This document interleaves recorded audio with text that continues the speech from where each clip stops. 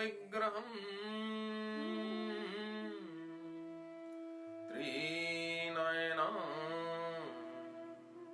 माणिक्यमौलीसुर तारानायक शेखराम् स्मितमुखी मापीन वक्षोरुहाम् पाणिभ्याम् मणिपूर्णरत्नचषकम् रक्तोत्पलम् बिभ्रतिम् सौम्याम् रत्नहस्तरक्तचरणाम् ध्यायेत् पराम्बिकाम्। मेरा प्रणाम है आपके अंदर विराजमान उस दिव्य शक्ति को जो आज मैं आपको बताने जा रहा हूं। ये शायद जीवन में मैं एक ही बार बताऊंगा आज के बाद। अक्सर लोग मुझसे पूछते हैं कि क्या मुझे ईश्वर का दर्शन हुआ है, यदि हुआ है तो वो कैसा था।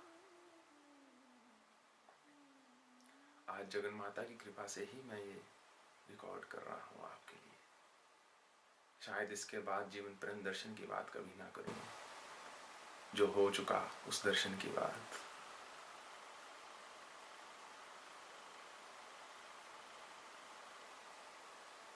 पिछले वर्ष 13 फरवरी को मैं हिमालय में था। मैंने अपने इष्ट का दर्शन कई बार किया है, परंतु विशेष रूप से एक दर्शन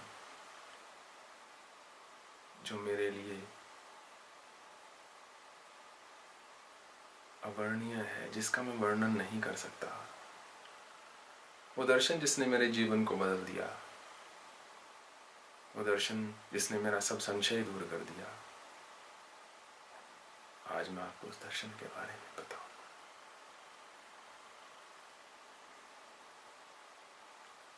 मुझे 20 वर्ष हो चुके थे साधना करते।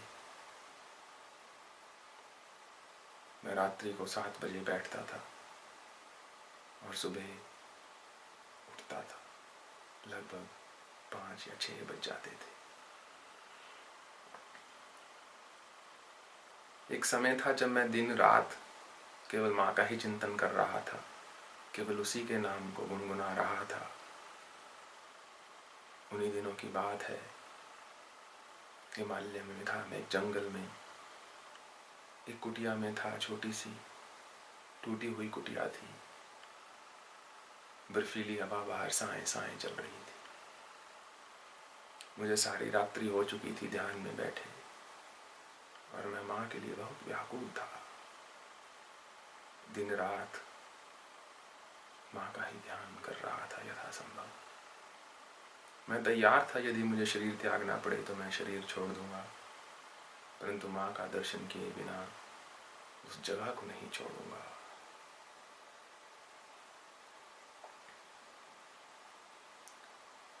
सुबह के लगभग 5 बजे थे। जब दर्शन समाप्त हुआ तो मैंने घड़ी की ओर देखा था, तो उसमें 5:08 हुए थे। तो मैं पूर्ण चेतना में था कि मेरे सामने एक स्वरूप प्रकट हो जाता है। मैं ऐसे ही सीधा बैठा हूं और स्वरूप दीवार की ओर देख रहा है। तो मैं समझ नहीं पाता कि कौन आ गया है। जब आप मंत्र में, योग में साधना करते हैं, या आप किसी भी ध्यान योग की साधना करते हैं, तो साधना में बहुत कुछ आता है। तो मैं समझ नहीं पाया कि कौन आ गया। तो इतने में मैं क्या देखता हूं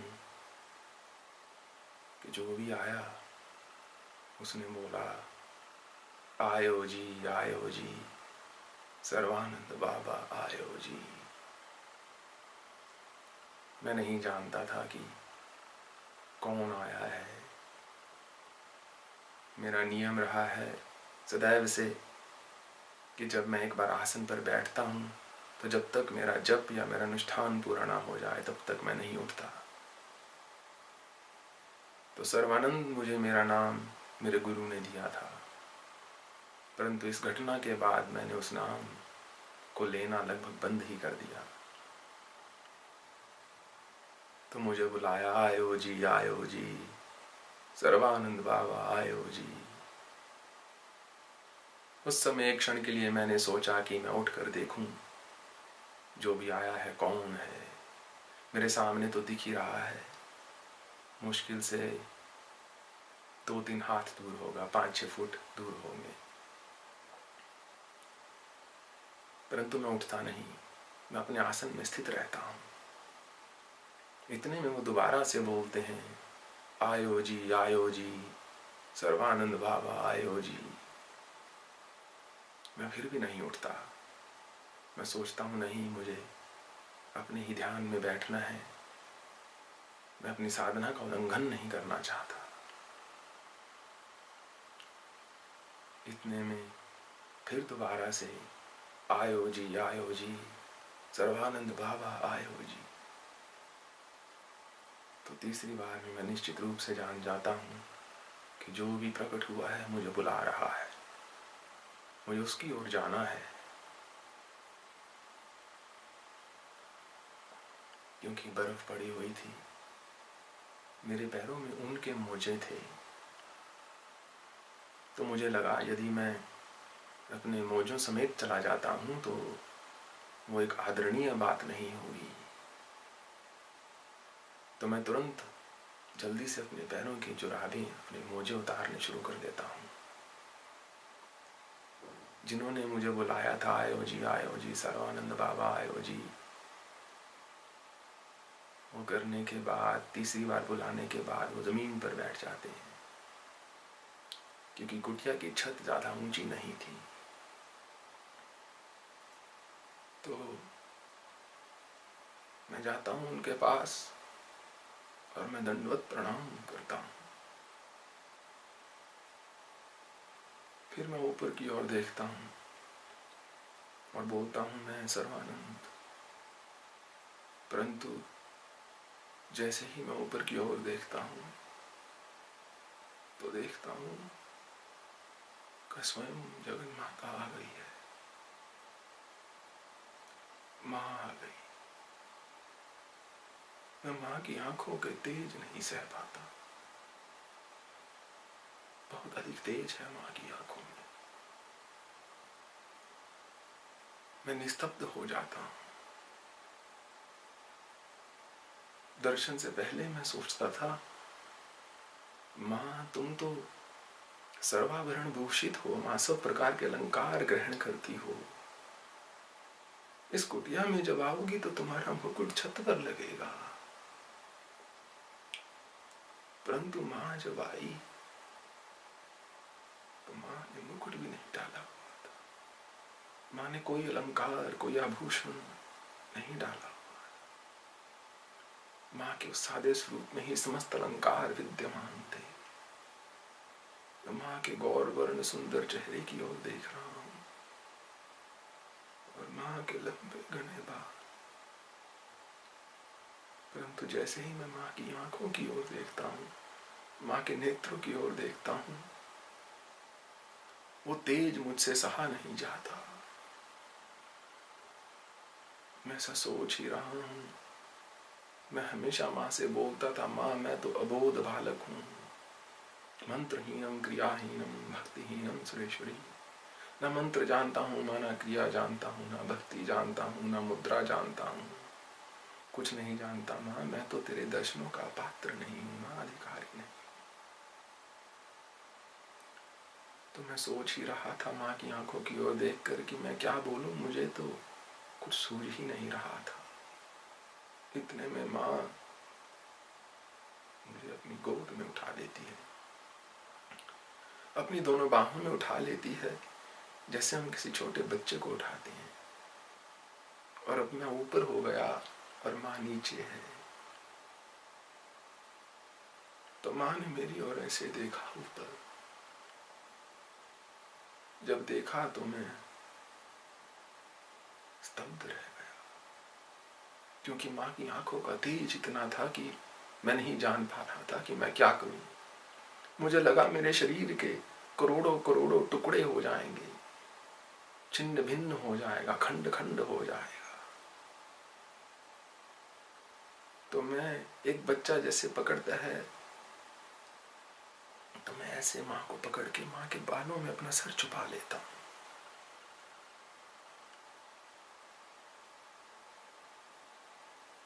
परंतु जैसे ही बालों में सर छुपाता हूं तो देखता हूं कि वो अपने आप में एक अनंत ब्रह्मांड है। मुझे लगा यदि मैं उसमें गिर गया तो कोई अंत नहीं होगा, मैं तो नीचे ही चला जाता रहूंगा।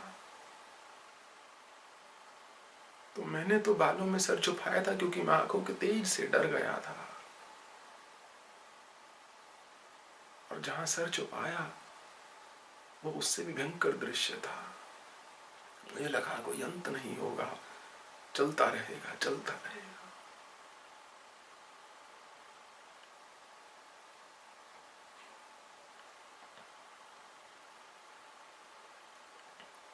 फिर माँ ने मुझे अपनी ओर ऐसे किया जैसे हम बच्चे को ऐसे करते हैं। माँ ने फिर मुझे अपनी ओर किया।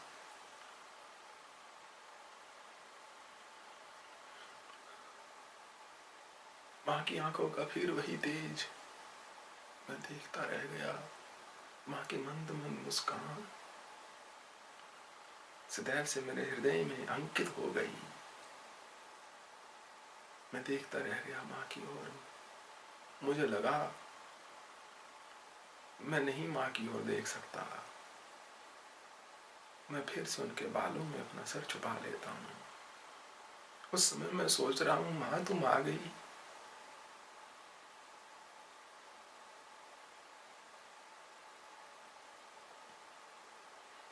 मेरा तो सारा जीवन सफल कर दिया माँ। तुमने आज दर्शन दे दिया, तुम्हारी गोद में खेला माँ। परंतु माँ मैं तुम्हें क्या चढ़ाऊं? मेरे पास तो कुछ नहीं है। मैं तो जंगल में बैठा था, एक लड्डू तक नहीं था माँ के लिए नैवेद्य को। तो मैं क्या चढ़ाऊं माँ? मैं सोच रहा था माँ मैं तो कोई स्तुति भी नहीं जानता माँ। मैं तो तेरा सन्यासी पुत्र हूँ माँ, छोटा सा त्याग कर चुका हूँ। क्या दूं माँ तुमको? इतने में न जाने कहां से माँ की कृपा से ही मेरे मुख से एक स्तोत्र निकलता है। ऐ गिरि नंदिनी नंदित मेदिनी विश्व विनोदिनी नंदिनुते गिरिवर विंध्य शिरोदिनी वासनी विष्णु विलासनी जिष्णुनुते भगवती हेशिति कंठ गुडुम्बिनी भूरि गुडुम्बिनी भूति कृते जय जय हे महिषासुरमर्दिनी रम्य कपर्दिनी शैलसुते। बस इतना ही बोलता हूँ तो माँ फिर मुझे अपनी ओर ऐसे कर लेती है। मैं फिर माँ के स्वरूप को देखता रह जाता हूँ।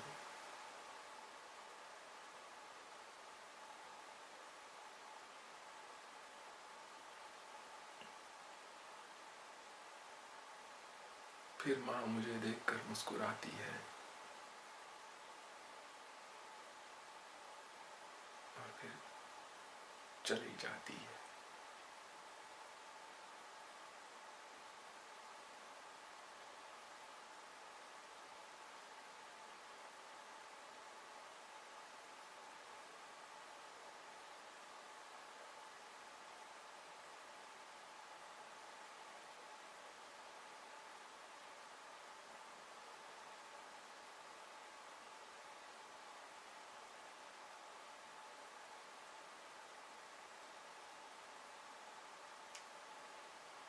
जब माँ चली जाती है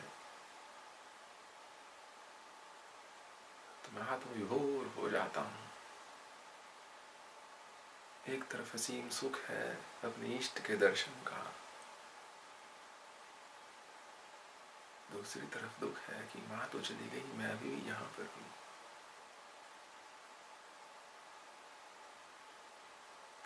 परंतु माँ मुझे कुछ बोल कर जाती है,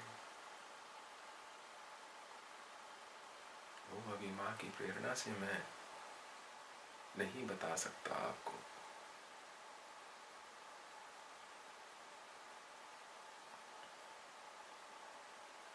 तो मैं वापिस आकर अपने आसन पर बैठ जाता हूँ।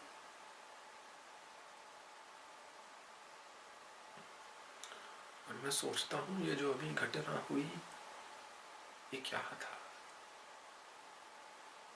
क्या वास्तव में माँ सामने आ गई, माँ ने मुझे गोदी में खिलाया? मेरा तो जीवन धन्य हो गया माँ। अब संसार से क्या चाहिए? अनेक कोटि ब्रह्मांड जननी दिव्य विग्रह, कई कई करोड़ ब्रह्मांड रच दिए माँ तुमने, ऐसा दिव्य विग्रह है मैं तुम्हारा। उन्मेष निमेष उत्पन्न विपन्न गुणावली, पलक झपकती हो तो माँ 14 भुवनों की रचना हो जाती है।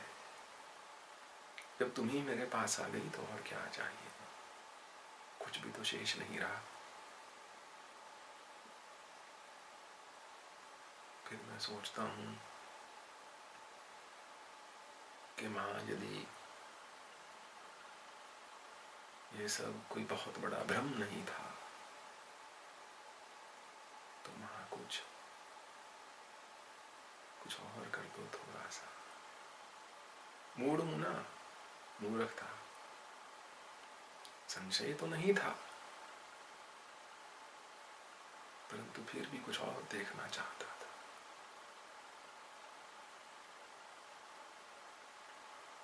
वहां हिमालय में प्रतिदिन मैं यज्ञ करता था, तो यज्ञ के लिए बैठता हूँ तो थोड़ी देर बाद क्या सुनता हूँ कि शंख की आवाज आ रही है। उस जंगल में किसी का शंख बजाना नामुमकिन था, असंभव था। बाहर बर्फ का मैदान बना हुआ था, साए साए हवा चल रही थी, एक रात्रि पहले और बर्फ गिर के चुकी थी। तो पक्षियों ने भी आना बंद कर दिया था, मनुष्य की तो बात ही छोड़िए। मैं सोच ही रहा हूँ कि शंख की आवाज कहाँ से आ रही है कि इतने में एक दूसरी आवाज शंख की आनी शुरू हो जाती है, फिर तीसरी, फिर चौथी, फिर पांचवी, फिर छठी, फिर सातवीं, बढ़ती चली जाती है, बढ़ती चली जाती है। तब तक मैं अनहद नाद को बहुत बाहर सुन चुका था, तो मैं जानता था ये आवाज मेरे भीतर से नहीं आ रही, बाहर से कहीं आ रही। गंधर्वों के गान को सुन चुका था, तो मैं कुछ क्षणों के लिए समझ नहीं पाया कि ये आवाज कहाँ से आ रही है, ये शंख की ध्वनि कहाँ से हो रही है। इतने में क्या देखता हूँ कि यज्ञ की प्रत्येक लकड़ी में हवा इस प्रकार फंस गई थी कि शंख की ध्वनि की जैसी एक आवाज उत्पन्न हो रही थी उसमें से। तो मैं क्या करता? मैं बस रो दिया कि माँ तुमने कोई संशय नहीं छोड़ा। मैंने बोला माँ यदि पूर्ण सत्य हो तो एक बार मेरे ठाकुर जी के स्वरूप में मुझे दर्शन दे दो, उसके बाद कभी दर्शनों के लिए बाध्य नहीं करूंगा तुमको। यदि ईश्वर का दर्शन चाहिए तो लड़ झगड़ के जगह लेनी पड़ती है माँ की गोद में। थोड़ी सी भक्ति, थोड़ा सा हठ, थोड़ा सा प्रेम, थोड़ा सा ध्यान, थोड़ा सा ज्ञान, तन पूरा देना पड़ता है, मन पूरा देना पड़ता है, धन पूरा देना पड़ता है। तो मैंने बोला माँ यदि तुम सत्य हो ठाकुर जी का दर्शन दे दो माँ। यदि तुम कांतार्ध हो माँ, माँ का एक नाम है कांतार्ध, अर्धनारीश्वर।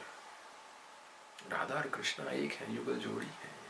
शिव और शक्ति एक है, विष्णु और लक्ष्मी एक है माँ। यदि तुम एक हो माँ, यदि जो वेदों में लिखा है वो सत्य है, तो माँ मुझे ठाकुर जी के स्वरूप का दर्शन दे दो एक बार। फिर उसके बाद मैं कोई हट नहीं करूंगा। उसके बाद मैं 4 महीने और पड़ा रहा बर्फ में, करता रहा, बुलाता रहा माँ को व्याकुलता के साथ। फिर लगभग 4 महीने के बाद 11 मई को चक्रधारी के दर्शन हुए। उसमें क्या हुआ वो मैं आपको अभी नहीं बता सकता, वो तो और भी विस्तृत दर्शन था। उससे पहले और उसके बाद भी कई बार हुआ, परंतु इन 2 दर्शनों को मैं इसलिए पूर्ण सत्य मानता हूं कि केवल इन 2 दर्शनों में ही दोनों बार यज्ञ की लकड़ियों में से शंख की ध्वनि हुई। मात्र 2 बार ऐसा हुआ। 300 से भी अधिक दिनों में, 200 से भी अधिक यज्ञ में मात्र 2 बार ऐसा हुआ।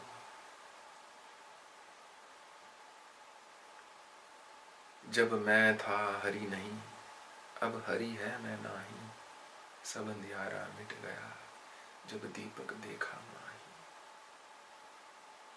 यदि आप इसको मेरा भ्रम कहना चाहते हैं तो आप पूर्ण रूप से स्वतंत्र हैं। यदि आप इसको सत्य मानना चाहते हैं तो वो आपकी इच्छा है। मैंने आज आपको अपना सत्य बता दिया है। इसको मानना या ना मानना आपके ऊपर है। किसी के मानने या ना मानने से सत्य नहीं बदलता। यदि संसार भ्रम है तो ईश्वर भी भ्रम है। जितना कि ईश्वर सत्य है उतना कि संसार सत्य है। तो मैं नहीं जानता कि माँ ने मुझ पर ये कृपा क्यों कर दी, क्यों दर्शन दे दिया। उसके बाद कई बार आई माँ, जब याद करता हूँ माँ आ जाती है। इसलिए मैं सोचता हूँ कि माँ को याद ना करूं, माँ को कष्ट ना दूं। परंतु यदि बालक माँ की गोद में नहीं खेलेगा तो किसके पास जाए? यदि माँ से नहीं कहेगा तो किससे कहेगा? मैं आपको बताना चाहता हूं कि मैं जो भी प्रश्न करता हूं माँ मुझे तुरंत उसका उत्तर दे देती है। भूत भविष्य वर्तमान तीनों कालों को लेकर। यदि और बताना शुरू करूंगा आप निश्चित रूप से मुझे पागल की संज्ञा दे देंगे, परंतु उससे कोई फर्क नहीं पड़ता। वो भी तो मात्र एक संज्ञा ही है, इसके अतिरिक्त क्या है? न मोक्षस्य आकांक्षा भव विभव वांछपि न च मे, न च विज्ञानापेक्षा शशिमुखी सुखेच्छापि न पुनः। अतस्त्वां मयि संयाचे जननी जननम यातु माम वै, मृडानी रुद्राणी शिव शिव भवानी इति जपता। ना तो मुझे माँ मोक्ष की आकांक्षा है, ना ही संसार का कोई सुख या वैभव चाहिए माँ, ना ही मुझे किसी प्रकार का ज्ञान विज्ञान जानना है माँ। बस माँ प्रत्येक जन्म में तुम ही मेरी माँ हो माँ। तुमको ना भूलूं, तुम्हारे चरणों को ही ध्यान, अपने प्रत्येक श्वास में तुम्हारा ही नाम जपता हुआ जाऊं। इसके अतिरिक्त तो और कुछ नहीं मानता। श्वपाको जलपाको भवति मधुपाकोपम गिरा, निरातंको रंको विहरति चिरम कोटिक न कहे। तो पर्णे कर्णे मनुवर्णे विशति फलमिदम, जन को जानीते जननी जपनीयम जप विधो। माँ जो फीका बोलता है, जो मूड है माँ, वो भी मधु की भांति मीठा बोलना शुरू कर देता है। जो भिखारी है माँ, जो रंक है, वो भी राजा बनकर चीरकाल तक विचरण करता है। ये तो फल है माँ, यदि तुम्हारे मंत्र का एक अक्षर भी किसी के कान में पड़ जाए, जो तुम्हारा कोई अनुष्ठान ही कर दे, उसका क्या फल है माँ, कौन बता सकता है, कौन बता सकता है।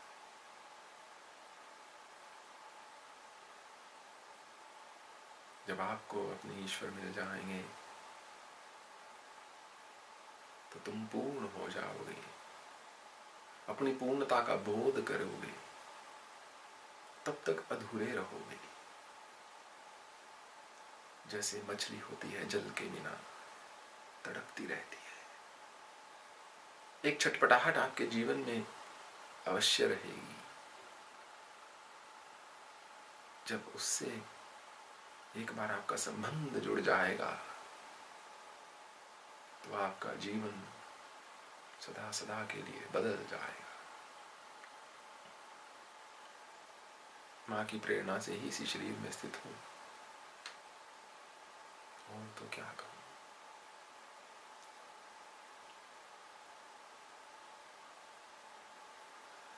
अम्बे हरे जगदम्बे हरे, जय जय जग जननी। अम्बे हरे, अम्बे हरे जगदम्बे हरे, जय जय जग जननी। अम्बे हरे, अम्बे हरे जगदम्बे हरे, जय जय जग जननी। अम्बे हरे, जय अम्बे हरे जगदम्बे हरे, जय जय जग जननी। जग जननी, जग जननी। अम्बे हरे। बोलो जगन माता की जय। यानी कानी च पापानि ब्रह्मात्यधिकानि च तानि तानि प्राणशन्ति प्रदक्षिणा पदे पदे। गच्छ गच्छ परम स्थाने स्वस्थाने परमेश्वरी, पूजाराधन काले च पुनरागमनाय च। तिष्ठ तिष्ठ परम स्थाने स्वस्थाने परमेश्वरी, यत्र ब्रह्मादेवो सर्वे तिष्ठन्ति। ओम पूर्णमदः पूर्णमिदं पूर्णात् पूर्णमुदच्यते, पूर्णस्य पूर्णमादाय पूर्णमेवावशिष्यते।